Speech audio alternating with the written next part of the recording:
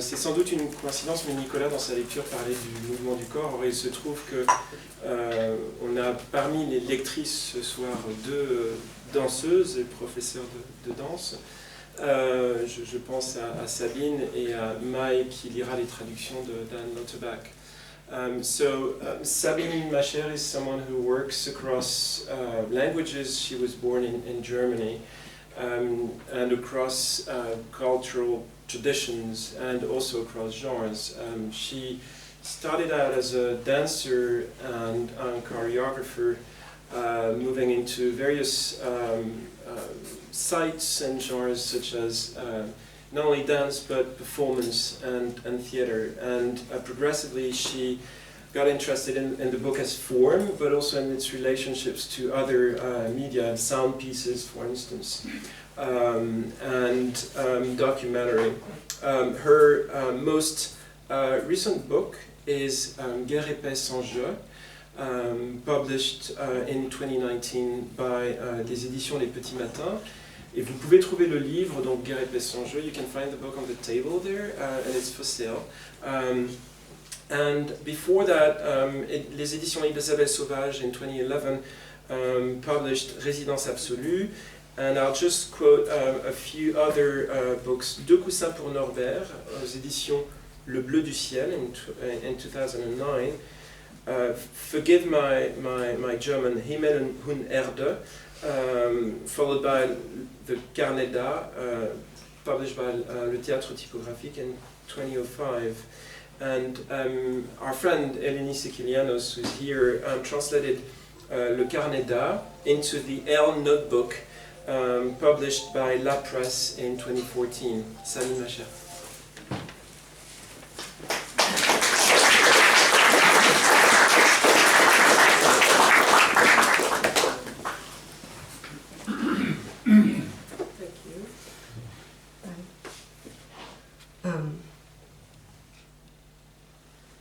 Needless to say, I'm happy to be here. And la première fois que je suis venue ici, c'était pour une lecture de double change, qui d'abord nous réunit, parce que voilà, les poètes n'ont pas tant de raisons ou de savoir-faire pour se réunir, et donc c'est vraiment quelque chose de très beau de voir qu'il y a des gens qui travaillent beaucoup pour qu'on puisse se retrouver ensemble. Donc c'était mon premier remerciement. Et donc la première fois que je suis venue ici, dans cet endroit, je pensais que, enfin je sentais quelque chose, mais bon, d'abord je l'ai un peu considéré comme like a shell. Mais bon, j'ai quand même remarqué qu'il y a plein de machines, des trucs, et je pensais que même ils avaient la flemme de les enlever, parce qu'ils avaient l'air en partie très anciens, on va dire. Mais comme, je sais pas, on s'habitue parfois à des choses qui restent comme ça, qu'on n'arrive jamais à enlever. Mais par un concours de ces rencontres que Double Change, aussi en translating permits, I ended up spending 3 half days here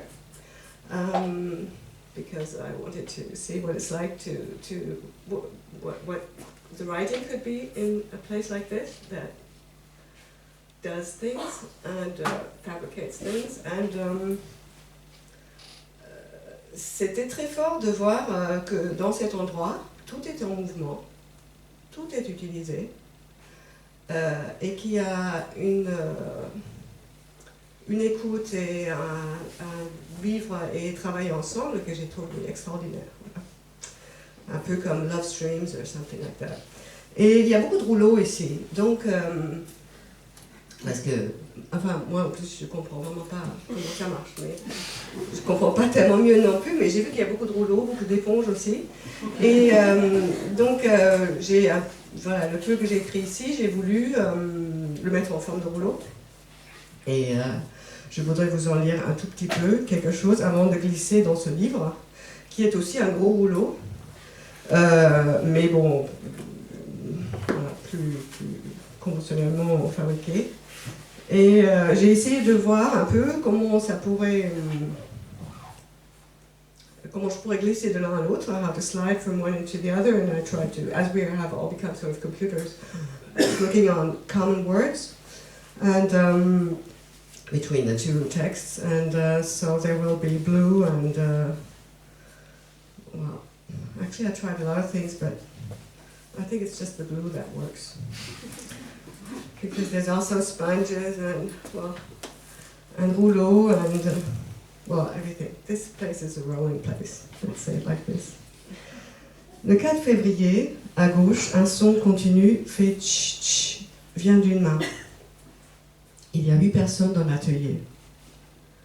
C'est la main de Justine Joly qui fait un mouvement circulaire, appuyant un rectangle sur une surface blanche. Michael vient décrocher du mur une grande feuille imprimée que je n'ai pas eu le temps de regarder.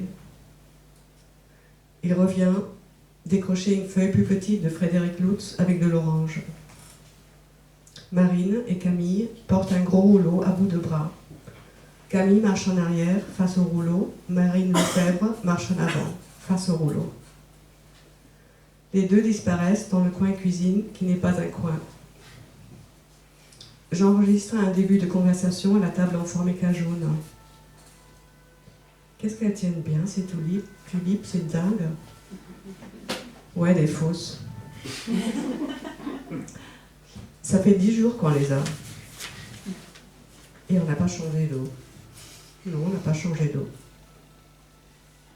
Julien range les pots au fond à gauche, devant moi. Je change de place. Ce n'est plus la même gauche. Sur une proposition ferme de Michael Woolworth, Justine met un tablier. Elle continue le son en bougeant le rectangle enveloppé d'une feuille de papier à poncer avec la main droite. Puis elle passe à gauche. Non, puis elle passe la gauche à plat en silence pour lire la surface.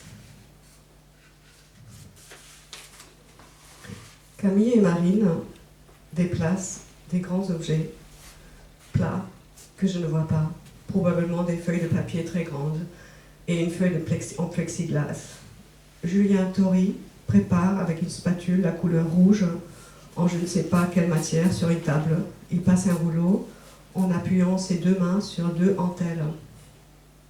Entelle n'existe pas comme mot dit le correcteur de l'ordinateur.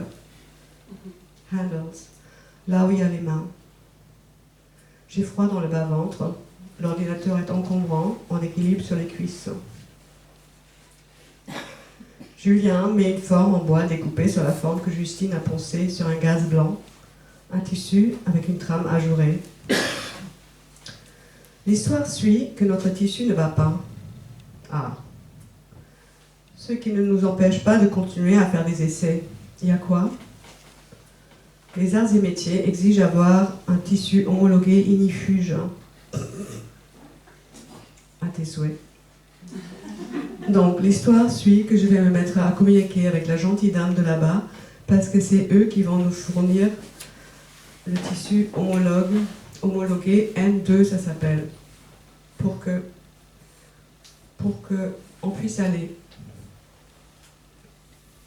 La musique est constante, une suite de musique dite américaine, états-unisienne, avec une voix à côté de peu d'instruments, l'harmonica, la guitare de Bob Dylan, la voix d'une femme comme on aurait dit noire, qui chante par-dessus une mélodie moelleuse. Bien imprimé ou mal imprimé, ça ne veut rien dire dans l'art contemporain. C'est comme bien ou mal peindre, dit Julien à Justine debout à côté de la presse, dont Julien tourne un très grand volant vertical qui fait avancer le rouleau horizontal de la presse en écrasant le bout de bois ancré rouge sur le tissu. Face à face, avec une grande surface entre eux, Camille passe un rouleau dans l'encre noire, Marine passe une éponge devant elle.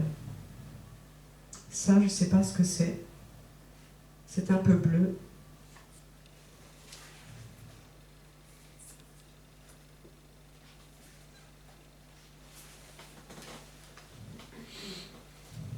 Il y a du bleu sur un édredon matelassé, avec des fleurs translucides et un centre. L'endroit fait bec de lièvre, jaune. Sur les pétales, on voit le tissu des veines ou artères. Les plantes n'ont pas de sang, mais de quoi circuler à l'intérieur des feuilles. Une abeille vient, tout près du visage, parce qu'assise par terre, tu n'as qu'une tête de plus que les plantes dans les pots. Elle en terre et toi par terre. Plus basse que la moyenne humaine occidentale. L'abeille met son nez dans chaque fleur et près de ton nez, mais elle ne vient pas te butiner. Tu n'as pas de pollen. Après l'enterrement de son mari, la mère va chercher de l'argent pour son fils aîné dans le bureau Hades, au sous-sol appelé Die Gruft, le tombeau. Le fils aîné y a mis un matelas par terre, fuyant le lit de feu le père que la mère lui avait assigné ainsi qu'à sa femme. Le frère cadet dit « Un lit, c'est un lit, mais il n'est pas dedans. » La mère vous dit, les yeux brillants, « Sie haben das Zimmer entzaubert. » Ils ont désenchanté la chambre. Chambre conjugale des parents, avec une tapisserie rose et des oiseaux dans les arbres. Le père malade y a vécu seul pendant 2 ans. Il meurt étendu dans sa partie gauche du lit et s'y gît 2 jours. De son point de vue, c'est à droite. Tu vas le voir, la mère va le voir, mais vous ne vous croisez pas. La femme du frère aîné continue à désenchanter la chambre, jusqu'au lendemain de l'enterrement, depuis le côté droit du lit, de ton point de vue en face. La mère, en cherchant de l'argent dans la Gruft pour le premier-né qui n'en manque pas, trébuche sur le matelas que celui-ci a mis par terre et se fracture les os de l'épaule gauche. 8 ans auparavant, elle s'était fracturé l'autre épaule et abîmé les nerfs de la main droite, celle qui écrit. Juste avant aussi, non après, le courrier arrive par en dessous de la porte dans le sas, mot écrit pour la première fois aujourd'hui, peut-être jamais lu non plus. Regarde, dans ton seul dictionnaire, le littré d'Olivier Toin, l'ami mort du sida de l'homme père de la fille. L'homme père de la fille vient d'avoir 2 enfants avec une femme qui a l'âge que vous aviez pour faire l'enfant-fille, qui a 9 ans.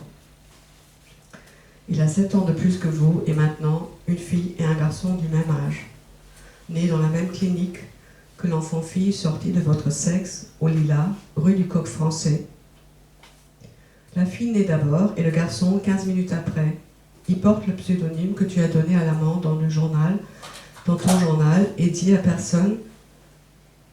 Voilà, il porte le pseudonyme que tu as donné à l'amant dans ton journal et dit à personne. Rare et hispanophone, Sol.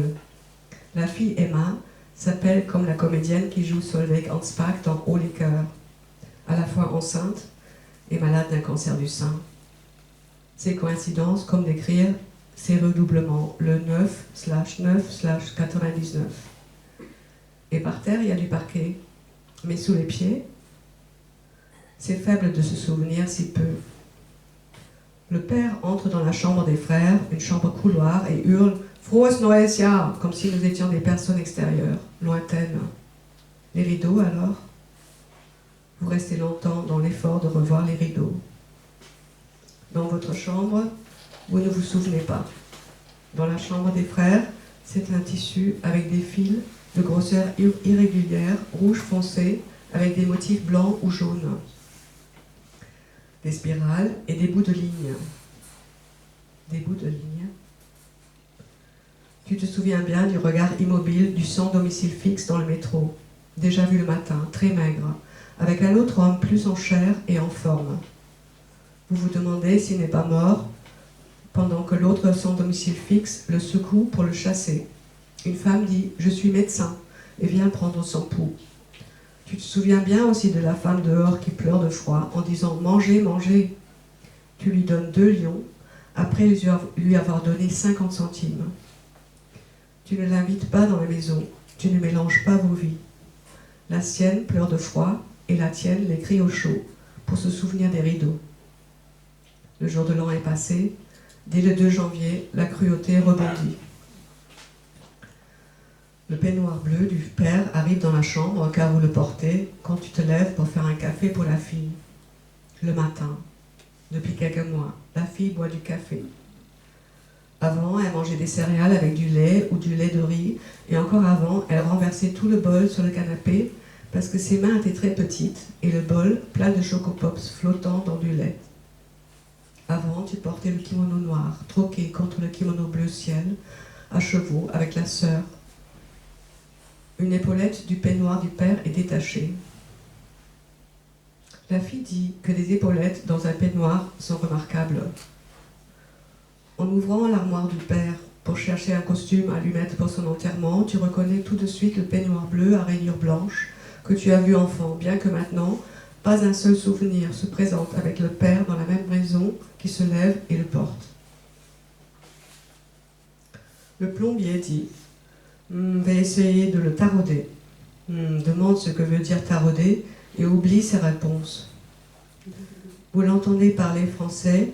Non. Vous l'entendez parler une langue proche du français, le créole, aux toilettes, dans un téléphone portable où il taraude le robinet.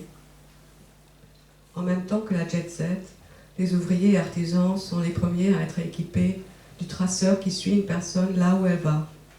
On appelle un corps et non plus un lieu. Des radiateurs. Tu as déjà parlé des radiateurs, des pétunias, des coquillages dans le filet de pêche qui ne pêche pas puisqu'il est étendu sur le bureau du salon près du bureau. Là où le père travaille le soir sur des piles de papier. Il doit lire et donner son avis. On ne doit pas le déranger, mais ça dérange tout le monde. Tous les enfants et la mère monde. Dans la bibliothèque des parents, il y a la mère de Pearl S. Bach et la citadelle de Cronin et la mère de Gogol, non, Gorky, et le meilleur des mondes d'Aldous Huxley, Schöne neue Welt. Tu lis ces mondes. Dans la bibliothèque des frères, il y a les œuvres toujours à compléter de Karl May. Vous n'en lisez pas un seul. Et dans votre bibliothèque, Die kleine Hexe, Jim Knopf und Lukas der Lokomotivführer, Märchen aus Tausend und einer Nacht et Bechsteins Märchen und Sagen, dans lesquels vous admirez longuement les traits, les couleurs, les formes de nuages.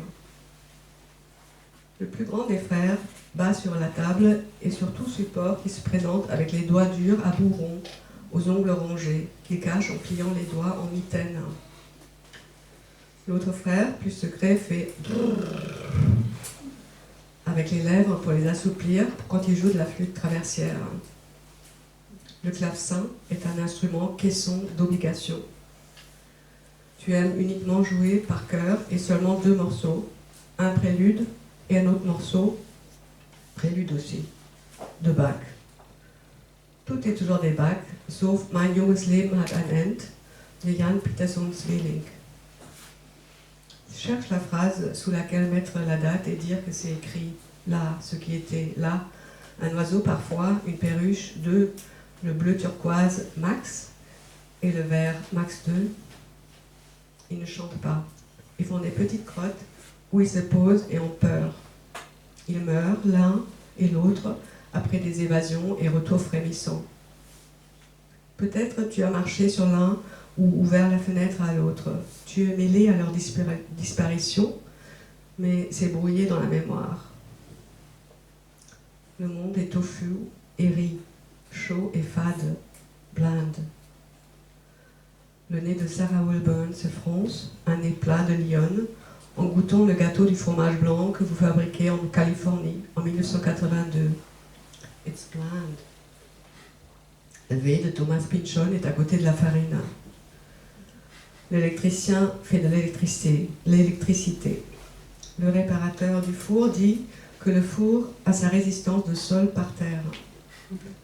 Pour expliquer comment il se souvient de vous d'il y a 3 ans, lors de la même panne de la même cuisinière, il dit « C'est parce que mon bonjour est vrai. Chaque fois tu lis mon bonheur à la place de mon bonjour. » Dans la cuisine, c'est aussi le salon à cause du canapé, et des livres et de la coupe de fruits, et toi qui écris. Difficile de remplir la poubelle. Elle reste à moitié vide, seule, dans une ville d'appartement. Vous ne produisez pas assez de déchets dans un temps suffisamment court pour les voir grossir. La poubelle de l'immeuble, puis le ventre du camion des poubelles, puis brûler sur une décharge avec toutes les poubelles de la ville. Cendres et fumée. Entre le frigidaire à vider, et la poubelle à remplir, tu es l'espoir qui transite de l'un à l'autre, par la bouche et par le ventre. Ce trio revient de texte en texte. Jaune ou marron, liquide ou solide, les déchets incomparables que tu produis, homogènes, déjà traités et triés, en deux formes claires, prêts à retourner dans la terre qu'ils ne verront pas. Ils vont au fond de l'appartement, à l'opposé de la cuisine, dans la porcelaine de la cuvette, dans l'eau, et ensuite par un tuyau tout à l'égout, à l'intérieur du corps vide, et ensuite dans une piscine à l'extérieur du même corps vide, sous un couvercle vissé avec des gros boulons et cylindres actifs d'épuration. C'est l'outre ici. Jeté. Assieds-toi sur le petit boudin de ciment blanc qui borde l'herbe française en face de l'immeuble dans lequel tu habites en Allemagne. La voiture des parents est toujours garée du côté français de la rue, là où il y a les immeubles construits pour die Franzosen après 1945. Puisque tu n'y habites pas, la seule raison d'y aller est pour monter dans la voiture. Attends le départ à côté du véhicule. La voiture sent. Avant d'y entrer, la mémoire de l'odeur secoue tout ton corps. Elle donne envie de vomir, même si tu n'en as jamais envie. C'est l'odeur des sièges Sky qui déclenche la secousse. Un rectangle dans le plafond, das Schiebedach, s'ouvre l'été. Tu humes l'air au plus près de l'entrée, comme les poissons se collent près du tuyau d'oxygène dans l'aquarium. Le père conduit, la mère s'assoit à côté. Tu contemples l'arrière de ses cheveux noirs et blancs et l'arrière de la tête du père, son crâne chauve, avec quelques cheveux à la base du crâne, avant la peau de la nuque aux plis rouges en croix couchée diagonale. Les frères sont là avec leurs jambes et bras difficiles à ranger.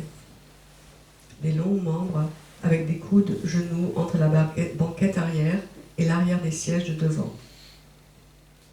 Au milieu, l'embrayage passe dans un coffrage en forme de tunnel pour relier le moteur et les 4 roues. Les pieds sont posés dessus ou à côté, ou l'un dessus et l'autre plus bas.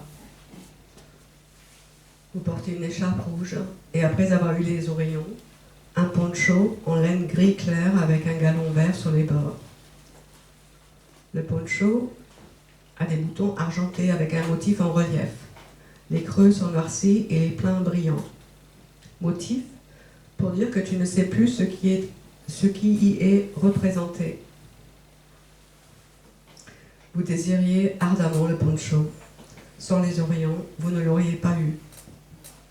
En écrivant, vous avez mal au dos, mais dans Vasfa, celle que vous êtes n'a jamais mal au dos. Elle ne sait pas encore ce que c'est. Ou comment le dos, derrière soi et plat, peut-y faire mal. Endroit le plus bronzé en été, c'est tout ce que tu sais de lui. Vous le regardez dans la glace, en tournant la tête, et vous n'avez pas mal en vous retournant, ni en étendant le bras, ni en vous baissant, ni en soulevant un sac, une théière. Tu ne soulèves pas de théière de toute façon. Plutôt le paquet de flocons d'avoine bleu ciel ou le paquet doré avec les flocons plus gros que mangent les fers. Leur nourriture est plus rustre, hein. Ce sont des futurs hommes. Plus petites et futures femmes, tu as le droit d'aimer la douceur molle et collante des flocons mi-fins. La catégorie en dessous, très très fin, est pour les bébés. Il ne faut jamais être un Säugling, un nourrisson, un bébé, un enfant, une préadolescente, une semi-vieille, une vieille, une morte. De 14 ans à 42, c'est présentable. Le feu revient, des vagues de chaleur te traversent. C'est pour réchauffer le nouveau mort, qui est froid. Pas au début, le cou encore si chaud, mais après c'est une poupée, un mannequin. Taille et allure humaine, sans volonté, sans réponse, sans défense, jouet macabée pour la mère et la fille. L'être puissant, le père, allongé pour toujours, et tu peux ou non lui croiser les mains. La doctoresse lui referme la paupière, qui s'ouvre et laisse apparaître un œil gris-bleu quand vous le lavez.